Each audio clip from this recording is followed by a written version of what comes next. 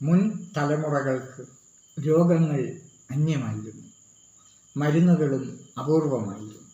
എന്നാൽ ഇന്ന് രോഗങ്ങൾ സർവ്വസാധാരണമാണ്, മരുന്നുകളും സർവ്വസാധാരണമാണ്.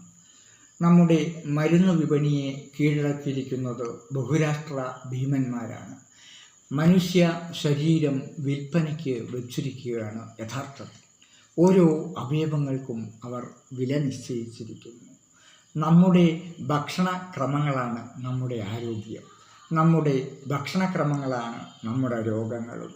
നമ്മുടെ രുചിമുകളങ്ങളെ തൃപ്തിപ്പെടുത്തുവാൻ അവയിൽ കൃത്രിമത്വം കലർത്തി നാം ഭക്ഷണത്തിൽ വൈവിധ്യങ്ങൾ സൃഷ്ടിക്കുന്നു. ഈ വൈവിധ്യങ്ങൾ അപകടകരങ്ങളാണ്. മനുഷ്യ ശരീരം ഒരു പരീക്ഷണശാലയാക്കി മാറ്റാനാണ് വൈദ്യശാസ്ത്രം ഇന്ന് ശ്രമിക്കുന്നത്. ആദ്യം വൈറസുകളെ സൃഷ്ടിക്കുന്നു, പിന്നീട് അവയുടെ മരുന്നുകളെ സൃഷ്ടിക്കുന്നു.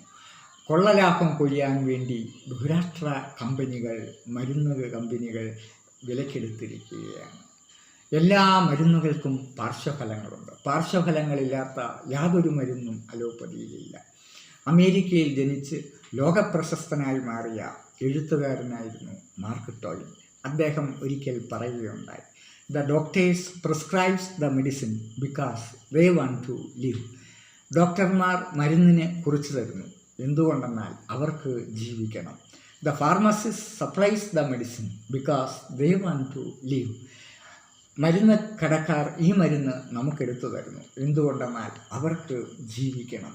I throw this into the waste box because I want to live.